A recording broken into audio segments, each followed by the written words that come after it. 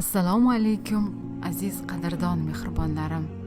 Dinim Islom jannat yo'lida deb nomlangan kanalimga xush kelibsiz. Kanalimni rivojiga hissangizni qo'shasiz degan umiddaman. Obuna bo'ling, yaqinlaringizga albatta ulashing. Eng avvalgi 100 obunachi juda ham qadrlik bo'ladi. Shunday qadrdonlarimdan siz ham bo'lib qoling. Allohim sizdan rozi bo'lsin, men bilan birga jannat sari bo'ling. Bir ayol shunday savol yo'llabdilar. Assalom, yaxshimisiz? Sizga savolim bor. Men o'g'limni gohida o'zi bilmagan holda qarg'ab qo'yaman. Keyin pushaymon bo'laman. Men qarg'ishimni qanday qaytarib olsam bo'ladi? Bu qarg'ishim o'g'limga zarar qilmaydimi? Imom Zamaxshariyning javobi. Bolaligimda chumchuqni o'ynab yurib, oyog'ini ip bilan kesib tashladim. Buni ko'rgan onam qattiq jahllari chiqib, Alloh sening ham oyog'ingni kessin deb qarg'ab yubordilar. Yoshim ulg'aygach, oyog'imdagi dard sababli oyog'im kesib tashlandi. Farzandlaringizni qarg'ab duoibat qilmang. Ayollarimizdan shuni iltimos qilib qolar edimki, farzandingiz sizni kelajak mevangizdir. Uni sof holatda saqlashga doimo harakatda bo'ling. Yo'qsa vaqti soati bilan aynib yaroqsiz holga kelib qoladi.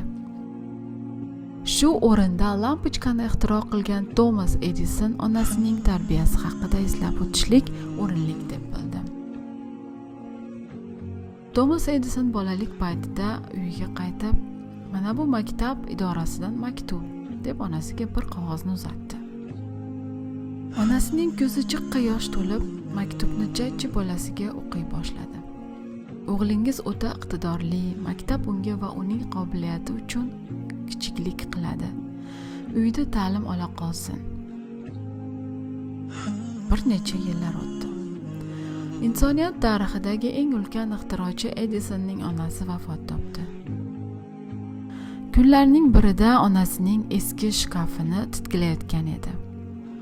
Quyidagicha yozilgan maktubni topib oldi. O'g'lingiz o'ta beaql, ertadan maktabga kirmasin. Edison uzoq vaqt yig'isini to'xtata olmadi. Shundan keyin xotiralar daftariga quyidagi satrlarni bitdi. Edison o'ta kalta fahm bo'la edi, lekin onasining go'zal xizmati sababli talant sohibiga aylandi. Islom olamining eng mashhur muhandislari haqida ham qisqacha to'xtalib o'tishni lozim deb bildim. Imom Buxoriyning onasi tarbiya qildi. Imom Ahmadni onasi tarbiya qildi. Imom Shofi'ni onasi tarbiya qildi. Muhammad ibn Fotihni onasi tarbiya qildi. Hofiz ibn Hajarni opasi tarbiya qildi. Ibn Taymiyaning momosi Taymiya deb nomlanar edi. U katta voiza edi. Ibn Taymiya unga nisbat berildi va shu bilan mashhur bo'ldi. Haqiqiy erkaklarni tarbiya qilib yetishtirib chiqaruvchi manba onalardir. Ayol isloh bo'lsa, uy, jamiyat va barcha narsa isloh bo'ladi. Shunday ekan, bo'lajak farzandingizga eng avvalo soliha ona izlang.